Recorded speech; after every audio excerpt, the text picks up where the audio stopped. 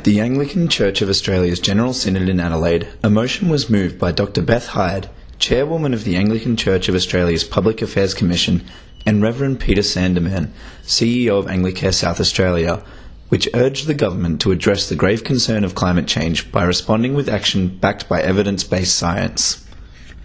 We think that climate change is perhaps the greatest moral and theological issue challenging the human race, and we believe it's very important for the Church to have something to say to it that speaks from our position as a faith community. And so we are being quite direct in expressing our concern that the actions that are being taken in Australia and internationally too, but we're talking about Australia mainly, these are insufficient to do the protection of the planet and all the people on it and other life forms as well. And so we're expressing our concern and encouraging and urging the government to do more.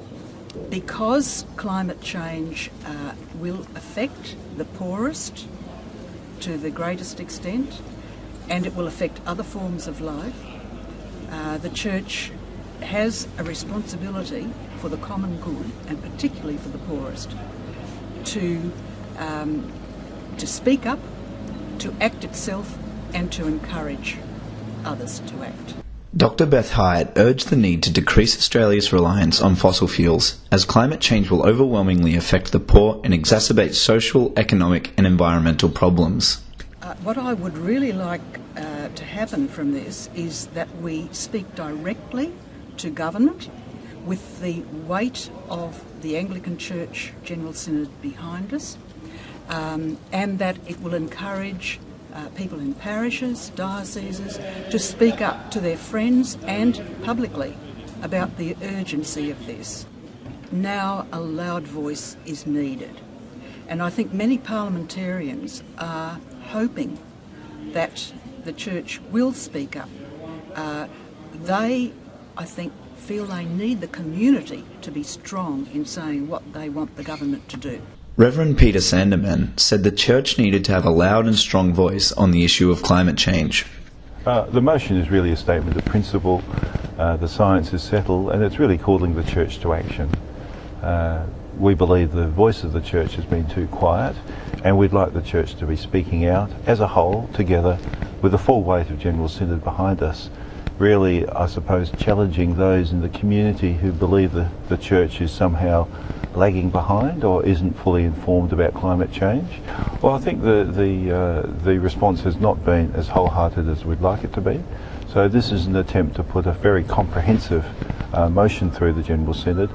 And yes, I expect the debate may well be more about strengthening the motion and strengthening the advocacy, and that would be a very good thing.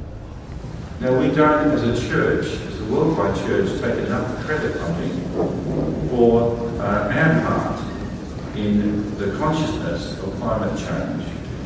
And to some extent, this motion is about reasserting our leadership and our call to the Australian community.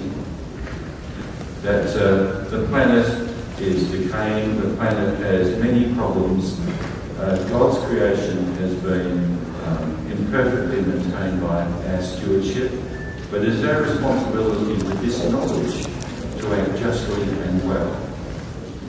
We were told by a significant number that the voice of the Church still weighs significantly, and they would like to hear us use it. Sometimes the view was expressed that they were glad to have people of faith coming to express concern to them about climate change at last, which they saw as a most critical issue faced by the world.